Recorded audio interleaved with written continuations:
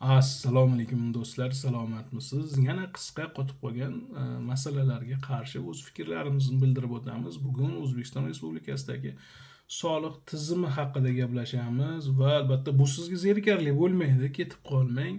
Nega deganda siz ba'zida tadbirkorga berildi degan soliqlarni siz to'lab yurganingizni tasavvur ham qila olmaysiz.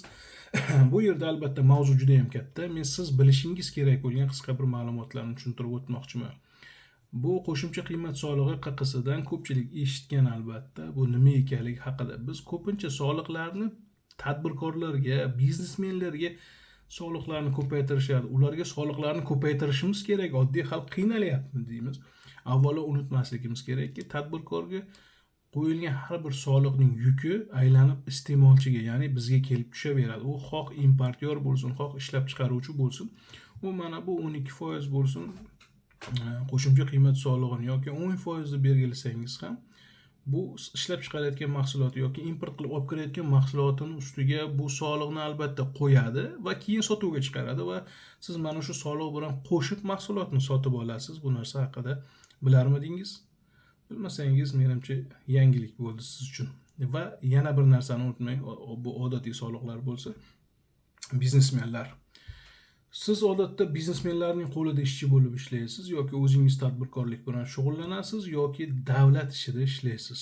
Siz qayerda ishlashingizdan qat'iy nazar jismoniy soliqlarni to'laysiz, to'g'rimi?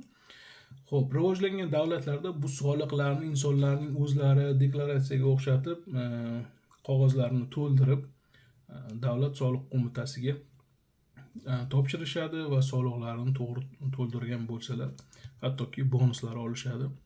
Ortiqcha to'lagan bo'lsa davlat qaytarib beradi. Lekin bizda ko'proq sobiq sovet davlatlarida esa soliqlarni buxgalteriya orqali ishxonamizning o'zi qilib beradi. Balki bu narsa bizning siyosiy hushyorligimizni kamaytirgan jihatlardan biridir.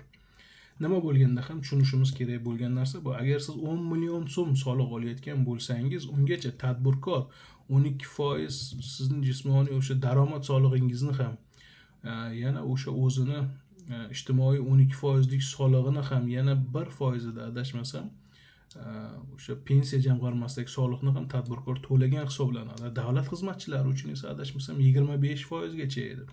Ya'ni kim noqonuniy qayerda ko'plab ishchi olib tashlagan davlat tashkilotlari bo'lsa, bu ham byudjetni o'marish hisoblanadi va tadbirkorga oson emasligini tushunib olishingizni xohlagan bo'lar edim.